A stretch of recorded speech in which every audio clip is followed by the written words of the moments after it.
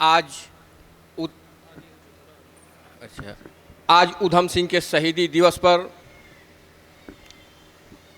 पंजाब ये बॉर्डरों पर जो लगभग 600 लोग शहीद हुए हैं, मैं उन सबको श्रद्धांजलि पेश करता हूं। साथियों, आज ये एक बड़ी विडंबना आती है कि उधम सिंह ने जनरल डायर जो जलियांवाला बाग कांड 13 अप्रैल सन 1919 को जलियांवाला बाग कांड जो जनरल डायर ने आदेश दिया था, क्या उधम सिंह ने उसको गोली मारी थी या किसी और को गोली मारी थी? उधम सिंह यहीं संगरूर से के रहन माने पैदा हुए थे और माता पिता के मृत्यु के बाद ये अमृतसर खालसा अनाथालय में इनका भरण पोषण हुआ। यह दो भाई थे, साधु सिंह और ये उधम सिंह। जलियांवाला बाग कांड जब होता है तो कुछ इतिहासकारों का मानना है कि उधम सिंह उस वक्त यहाँ थे, मौजूद थे जलियांवाले बाग कांड में। और जलियांवाला बाग कांड के बाद उसमें सेवा कर रहे थे, आए हुए जो किसान थे उनकी सेवा कर रहे थे, पानी वगैरह पिला रहे थे जो भी।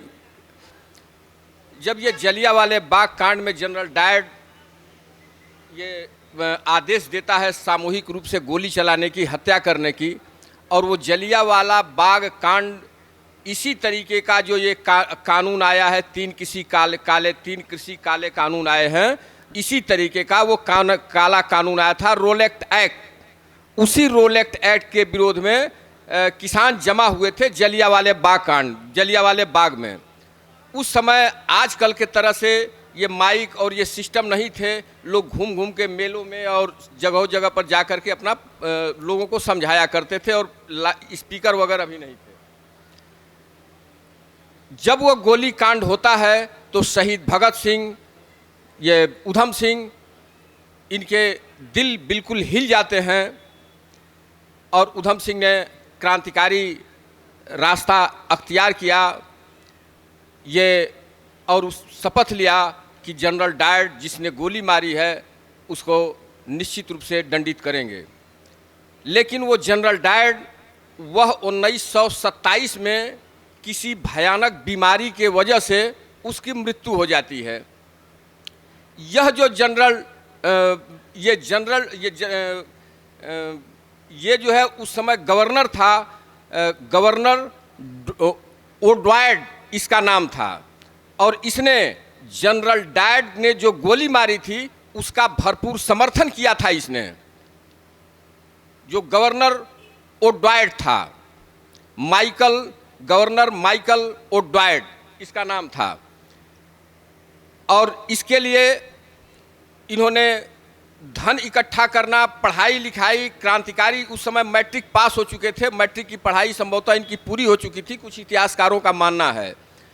और यह इस युद्ध की तैयारी के लिए ये अमेरिका, कंबोडिया और कई देशों में इन्होंने दौड़ा किया, गए और वहाँ से एक जत्था तैयार किया, वहाँ से कुछ धन संग्रह किया, और ये इनका जो पेपर निकलता था गदर, उस समय गदर पेपर आया था, गदर पेपर में कुछ ऐसे आर्टिकल लिखे थे कि इनको 5 साल की सज़ा हो जाती है, और सज़ा काटने के बाद जब ये जेल से बाहर होते हैं तब भी इनके ऊपर काफ़ी मुस्तैदियाँ रखी जाती हैं कि यह कहीं भाग न जाए, कहीं चले न जाएं।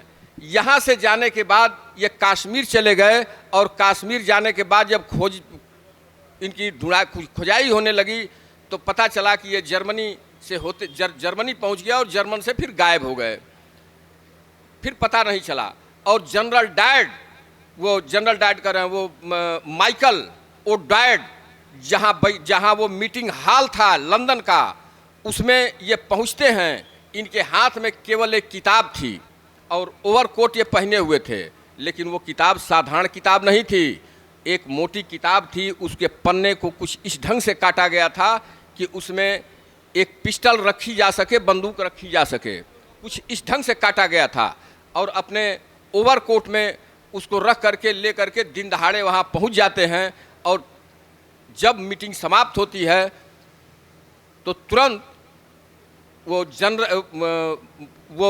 गवर्नर माइकल ओड्वाइड को तुरंत 2 गोली मारते हैं और वहीं खड़े रहते हैं।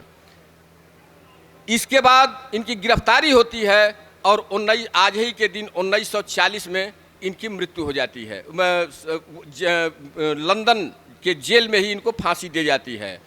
1976 में इनके अस्थियों को, शायद तारीख हम कंफ्यूज हो रहे हैं, इनकी अस्थियों को इंग्लैंड से भारत में ससम्मान लाया गया और इसके लिए इनके संगरूर में हमने देखा तो नहीं, लेकिन सुना है कि कोई भव्य शहीद स्थल बना हुआ है।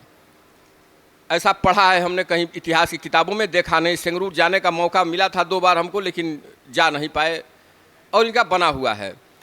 तो और ये दोनों क्रांतिकारी भगत सिंह और उधम सिंह, इन दोनों लोगों के मुकद्दर में एक ही सज़ा लिखी हुई थी।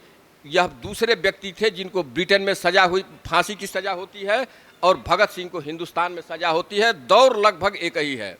साथियों, वक्ता कम है, सेक्रेटरी महोदय इशारा कर रहे हैं, बताते इतिहास के विषय में कुछ और भी कुछ, लेकिन हम अपनी बात को समाप्त करते हुए, जो बच्चा नवजीत नाम था इसका ना, जो अभिजोत सिंह जो बच्चा था जो गिरफ्तार हुआ था, मैं उसकी माता को, जिसने यह संस्कार उसके अंदर डाले हैं, मैं उसकी माता को क्रांतिकारी सलाम पेश करता हूं। धन्यवाद।